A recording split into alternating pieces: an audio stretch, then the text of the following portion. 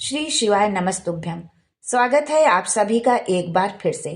मेरे देवाधिदेव महादेव आप व आपके परिवार पर अपनी कृपा दृष्टि सदा सर्वदा बनाए रखें। दोस्तों, यदि आप अपनी सभ्यता, संस्कृति, तीज त्योहार, धार्मिक जानकारी, वास्तु एवं ज्योतिष संबंधित उपायों के बारे में जानना चाहते हैं तो चैनल को सब्सक्राइब जरूर करिएगा। दोस्तों, भगवान शिव की महिमा अनंत और अपार है। उनकी महिमा का वर्णन कोई नहीं कर सकता। भोलेनाथ की महिमा का वर्णन शिव पुराण में मिलता है, किंतु महर्षि वेद व्यास द्वारा रचित 18 पुराणों में कोई भी ऐसा पौराणिक ग्रंथ नहीं है जिसमें भगवान शिव की महिमा से संबंधित कोई प्रसंग ना हो। दोस्तों, शिव जी के भक्त यदि शिव मंदिर जाकर उनके विग्रह के समक्ष उच्च स्वर से महादेव महादेव का उच्चारण करते हैं तो जैसे बछड़े की धुन सुनकर उसकी माँ गाय के बछड़े के पीछे दौड़ने लगती है, जैसे इंद्रियों के विषय रस पाने के लिए मन विचलित हो उठता है, उसी प्रकार भगवान शिव जी अपने भक्त के पीछे अपना वरद हस्त उठाकर दौड़ जाते हैं। दोस्तों, आज के वीडियो में हम जानेंगे कि शिव जी की पूजा किस दिशा में बैठकर करना चाहिए। दक्षिण दिशा में बैठकर पूजा करने से क्या लाभ होता है, दक्षिण दिशा पर किसका आधिपत्य है, बहुत सारी जानकारी शिव पुराण से संबंधित आज आपको इस वीडियो में मिलने वाली है। लेकिन ये सब जानने से पहले आपसे रिक्वेस्ट करती हूँ कि वीडियो को लाइक करिएगा, दोस्तों को शेयर कर दीजिएगा, और अगर आपने अभी तक चैनल को सब्सक्राइब नहीं किया है तो चैनल को सब्सक्राइब करके बेल आइकन जरूर दबाइएगा। दोस्तों, मृत्यु को भी शिव की आराधना से जीता जा सकता है। दिन, पल, घड़ी, नक्षत्र सब शंकर का दिया हुआ है। शंकर के सिवा किसी का नहीं है। माघ महीने की सप्तमी तिथि एक ऐसी तिथि है कि जिसके शरीर पर फोड़े फुंसी हो जाते हैं, सोरासिस हो, चर्म रोग हो, दाग धब्बे हो, कुछ भी हो शरीर पर, वो ये उपाय जरूर करे। माघ महीने की सप्तमी तिथि के दिन ही भगवान शिव ने सूर्य नारायण को पहली बार रथ पर बैठाया था।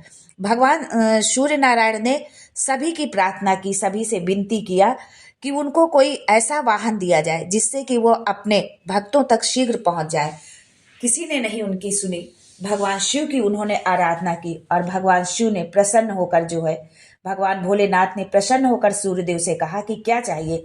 सूर्यदेव ने कहा कि हमें ऐसा वाहन चाहिए जिससे मैं शीघ्र द्रुत गति से अपने भक्तों तक पहुंच सकूं। भगवान शिव ने उनकी वो मनोकामना उनकी पूरी की।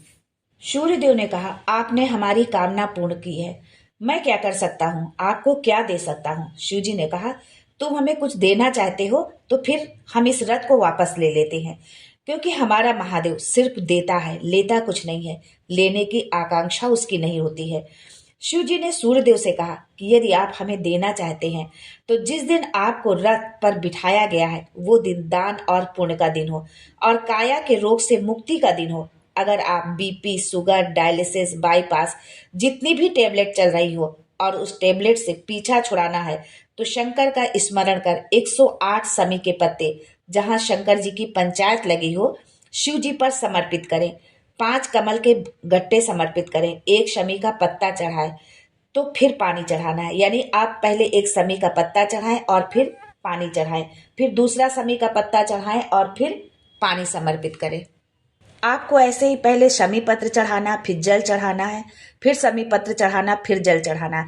इस तरह से आपको 108 बार जो है ये क्रम करना है।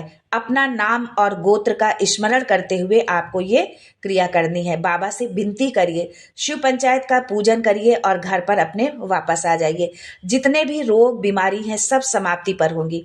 आपको कोई टेबलेट नहीं खाना पड़ेगा, बस बाबा से आपको विनती करना है, निवेदन करना है। जहाँ शिव पंचायत है यानी कि सूर्य नारायण, पार्वती जी, गणेश जी, भगवान शिव, ये शिव पंचायत में आते हैं। बहुत कम मंदिर होते हैं जहाँ शिव पंचायत हो।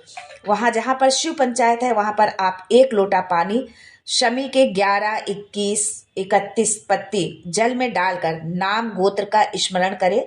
ये गर्ग संहिता में वर्णित है, गर्ग संहिता में लिखा हुआ है कि आप जितनी बार शमी पत्र डालें उतनी बार नाम गोत्र बोलें, पर अगर आप इतनी बार नहीं बोल सकते तो 1 बार ही बोल लें।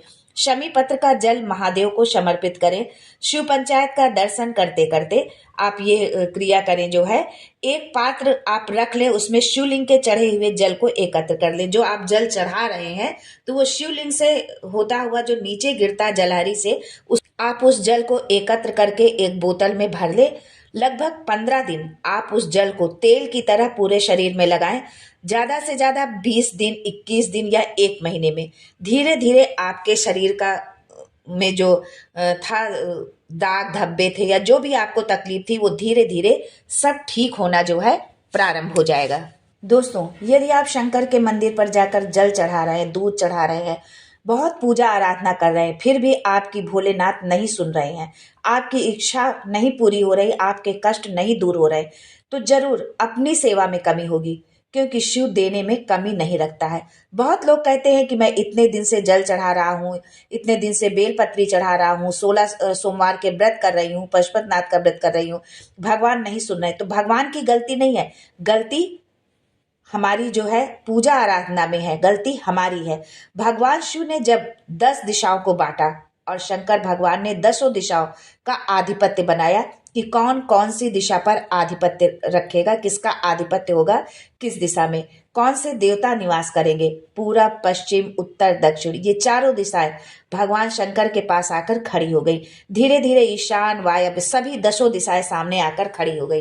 केवल एक दिशा ऐसी थी जो भगवान शंकर का स्मरण कर रही थी, पूजन कर रही थी, आराधना में, भगवान शंकर की आराधना में लीन थी। दोस्तों, आप सबके मन में कभी न कभी ये विचार आया होगा कि शंकर जी की जलाधारी उत्तर की ओर क्यों होती है। केवल एक दिशा ऐसी है जो भगवान शंकर की आराधना में उस समय लीन थी। सारी दिशाएं आपस में चर्चा कर रही थी। वहीं पर उत्तर दिशा खड़ी होकर दक्षिण दिशा पर हंसने लगी। दक्षिण दिशा ने कहा कि हे भोलेनाथ, आप तो शमशान में निवास करते हैं।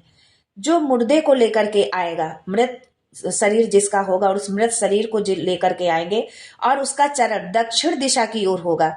शमशान में प्रवेश करने से पहले वो मुर्दा भले ही मर चुका होगा, लेकिन शमशान में प्रवेश के 5 कदम पहले से जो भी मुर्दे को लेकर शमशान में आएगा, जितने लोग शमशान में प्रवेश कर रहे होंगे मुर्दे के साथ में, उन सभी को काशी की परिक्रमा का फल मिल जाए। ये वरदान मुझे आपसे चाहिए। भगवान शंकर ने तथास्तु कहा और दक्षिण दिशा को वो वरदान भगवान भोलेनाथ ने दिया। दोस्तों, दक्षिण दिशा ने जो महादेव से मांगा वो कोई नहीं मांग सकता। शिव जी ने कहा तथास्तु। दोस्तों, शिवलिंग की पूजा इसीलिए दक्षिण की ओर बैठकर की जाती है। अगर आपको ये जानकारी अच्छी लगी हो तो कमेंट में श्री शिवाय नमस्तुभ्यम जरूर लिखें और चैनल को सब्सक्राइब करना ना भूलें। आज के लिए बस इतना ही। दोस्तों, मिलते हैं अगले वीडियो में एक नई जानकारी के साथ। तब तक के लिए श्री शिवाय नमस्तुभ्यम and thanks for watching my video.